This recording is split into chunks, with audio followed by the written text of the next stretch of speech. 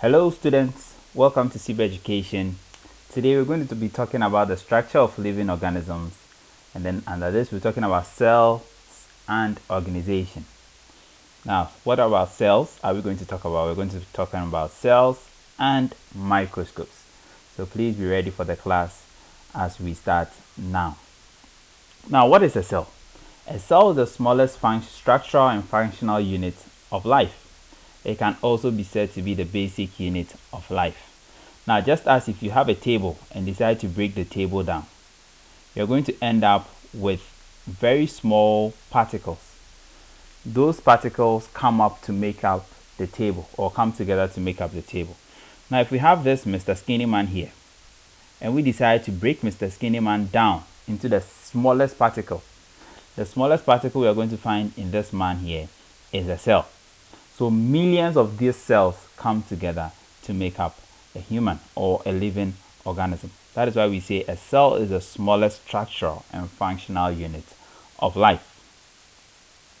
Now, cells are very small. Due to this small nature, if you want to examine a cell, it is very difficult. It is not easy to see the cell with an unaided eye. Now, let's look at this. For example, a typical muscle cell is between 1 millimeter to 40 millimeters. If we have the length up to 40 millimeters, that means we're safe, okay? Because 10 millimeters will make up a centimeter on the rules. So if we have about 4 of this, 1, 2, 3, if we have about 4 of this, that means we have 40 millimeters. So if we have a cell as long as this, then it is okay for the length. But for the width, we're talking about micrometers. So you're going to see this as very thin, as a very thin thread. Okay, so it is not easy to analyze the parts of a cell with the naked eye. The cell could be long in length, but the width could be very small to analyze. Okay, so this, with the aid of the microscope, we can be able to analyze the cell. Okay, now, due to their small nature, cells must be examined with the help of a microscope. As we learned in the other slide, it is not easy to examine a cell with the unaided eye. Okay, there are two main types of microscopes. We have the light microscope and the electronic microscope. Please take note of this. Two main types of microscope. We have the light and the electronic. The light is very simple, as you have here. It is easy to carry around. You just hold the handle here, put your other palm at the base, and then you carry this along. But looking at the electronic microscope, it is huge. It is a huge setup in a lab, specifically meant for examining smaller objects or microscopic objects like the cell. Okay, you could also have bacteria cells and other smaller things or smaller microscopic things that can be examined in the lab. Now, we can either choose to use a light microscope or an electronic microscope, depending on how small our specimen is. Okay, now the light microscope can only magnify up to 2000. Okay, it can only magnify up to 2000. Now, on our cameras, okay, when we are at the normal shot or at the normal range, that is ×1. But when we decide to zoom in, we see that it is multiplying. The size of the object or the size of the image is being multiplied. Okay, so here the object size will be multiplied by 2000. That is the maximum image, the maximum magnification we are going to get with the light microscope. The object size will be multiplied by 2000. Okay, so if it is very small, we can multiply it by 2000 to get it looking a bit larger. Okay, so let's say our object or our cell looks like this. Now, under the light microscope, we can magnify this by 2000, and then it will end up looking like this, so that we can easily examine this. Now, when we come to the electronic microscope, its magnification is higher, a lot higher than the light microscope. It can magnify the size to over 10 million. It has a maximum magnification of 10 million. Okay, so if this is giving us 2000, and then it can give us a size of this, you can imagine what 10 million will be. It could even be larger than this whole screen you're seeing here. Okay, so for the light microscope, it is used to examine objects, or it is used to examine these cells, but can give us only a magnification of times 2000. That is the maximum. But when we want to really examine everything in the cell, the electronic microscope is needed, because it can magnify, it can give us something a lot bigger than what the light microscope will give to us. So there are two main types of microscopes. We have the light microscope and the electronic microscope. This light microscope can give us a magnification of up to 2000. The electronic microscope can give us a magnification of up to 10 million. Okay, let's see how we can analyze objects under the light microscope.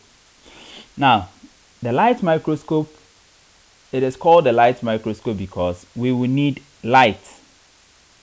Okay, the light will need to pass through this object. So normally in certain microscopes, we have a mirror here. Over here, we have this condenser, which is going to provide us with our light. Now the light will shine through this stage here. And then this, we are going to look through the eyepiece and then examine our image. So let's see what really happens. Now we first prepare a slide. On this slide, we have our specimen. Okay, we have our specimen on this slide. We then mount this slide onto the stage. So we have the slide that contains our specimen. It is mounted on the stage and then fastened to the stage. Okay, now we have this coarse and fine adjustment. Now the coarse adjustment is used to a point where we see the image. Okay, it is used to raise the eyepiece to a point where we see the image. We see the cell that we are examining. And then the fine adjustment is going to give us a clearer view of what we want to see. The coarse adjustment will take us to a point where we only see the cell, but the fine adjustment will take us to a point where we see the cell clearly. Okay, now once the specimen has been mounted on the stage, or the slide has been mounted on the stage, these objectives, they are lenses. Each one of these lenses has a different magnification strength. Okay, now we are going to keep rotating them until we find the one which is going to give us the detailed view. Okay, they have different magnification strength. Normally they are written on the sides, and then we have our eyepiece through which we are going to look at our image. Okay, so simply we are going to have our slide. We mount it onto the stage. We are going to pass light through it from the condenser. The condenser is going to supply light. Now the coarse adjustment will be used to adjust the eyepiece until we see the image, and then the fine adjustment will give us a clearer image. We are going to use that to fine tune what we want to see, and then we are going to rotate the objectives to the one that is going to give us the magnification strength that we want, and then we're going to see our image through the eyepiece. I hope you get it. If you didn't get it, you can please go back and then replay this section. Okay, so that will be it for today. But before we wrap up, let's see what we learned today. We saw that a cell is the smallest structural and functional unit of an organism. If you decide to break an organism down, the smallest thing you're going to see is the cell. Cells are very small and cannot be seen with the naked or unaided eye. With our eyes, we cannot examine what cells are. Microscopes help in the viewing and analysis of cells. So if you want to analyze or see exactly what a cell contains, we need a microscope. There are two main types of microscopes. We have the light microscope and then the electronic microscope. Now the light microscope has a maximum magnification of about 2000. So it can only magnify the image to times 2000. Okay, while the electronic microscope has a maximum magnification of about 10 million. So that will be it for today. Keep studying hard. Bye.